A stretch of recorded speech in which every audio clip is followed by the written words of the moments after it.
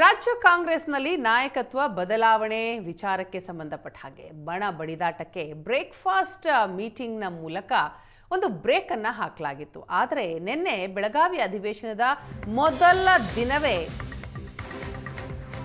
ಯತೀಂದ್ರ ಸಿದ್ದರಾಮಯ್ಯ ಮತ್ತೆ ನಾಯಕತ್ವ ಬದಲಾವಣೆ ವಿಚಾರಕ್ಕೆ ಸಂಬಂಧಪಟ್ಟ ಹಾಗೆ ಕೊಟ್ಟಂತ ಹೇಳಿಕೆ ಸಾಕಷ್ಟು ಸಂಚಲನ ಉಂಟು ಮಾಡಿದೆ. ಸಿದ್ದರಾಮಯ್ಯನವರೇ 5 ವರ್ಷ ಸಿಎಂ ಅಂತ ಯತೀಂದ್ರ ಸಿದ್ದರಾಮಯ್ಯ ಹೇಳಿದ್ದಾರೆ. ಇದಕ್ಕೆ ಡಿಸಿಎಂ ಡಿಕೆ ಶಿವಕುಮಾರ್ ಅವರು ಕೂಡ ರಿಯಾಕ್ಟ್ ಮಾಡಿದ್ದಾರೆ. ಬಹಳ ಸಂತೋಷ, ಒಳ್ಳೆಯದಾಗ್ಲಿ, ರಾಜ್ಯಕ್ಕೆ ಒಳ್ಳೆಯದಾಗ್ಲಿ ಅಂತ ಮಾರ್ಮಿಕವಾಗಿ ತಿರುಗೇಟನ್ನ ಕೊಟ್ಟಿದ್ದಾರೆ. ಬೆಳಗಾವಿ ಅಧಿವೇಶನಕ್ಕೆ ತೆರಳುವ ಮುನ್ನ ಡಿಕೆ ಶಿವಕುಮಾರ್ ಕೊಟ್ಟಂತ ಹೇಳಿಕೆ. ಸದಾಶಿವನಗರದ ನಿವಾಸದ ಬಳಿ ಡಿಕೆಶಿ ರಿಯಾಕ್ಟ್ ಮಾಡಿದ್ದಾರೆ.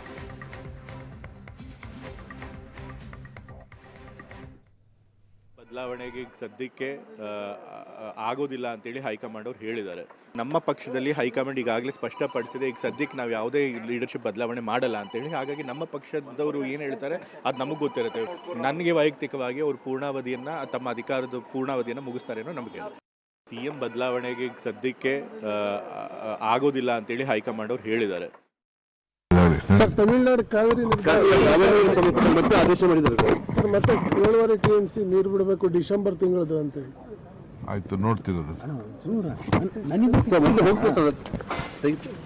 ಸಿದ್ದರಾಮಯ್ಯ ಅವರು 5 ವರ್ಷಗಳ ಕಾಲ ಸಿದ್ದರಾಮಯ್ಯ ಅವರು ಇರ್ತಾರೆ, ನೀವು ಏನು ಬದುಕಿದ್ದ ತಿರಸ್ಕಾರ ಮಾಡಿದ ಹೈಕಮಾಂಡ್ ಅಂತ ಹೇಳಿದ್ದಾರೆ ಸರ್. ಬಹಳ ಸಂತೋಷ, ಒಳ್ಳೇದಾಗಲಿ, ರಾಜ್ಯಕ್ಕೆ ಒಳ್ಳೇದಾಗಲಿ. ಸರ್, ತಮಿಳುನಾಡು ಕಾವೇರಿ ಮತ್ತೆ ಆದೇಶ ಮಾಡಿದ್ದಾರೆ ಸರ್. ಮತ್ತೆ 7.5 TMC ನೀರು ಬಿಡಬೇಕು ಡಿಸೆಂಬರ್ ತಿಂಗಳದು ಅಂತ ಹೇಳಿ. ಆಯ್ತು, ನೋಡ್ತಿರೋದು.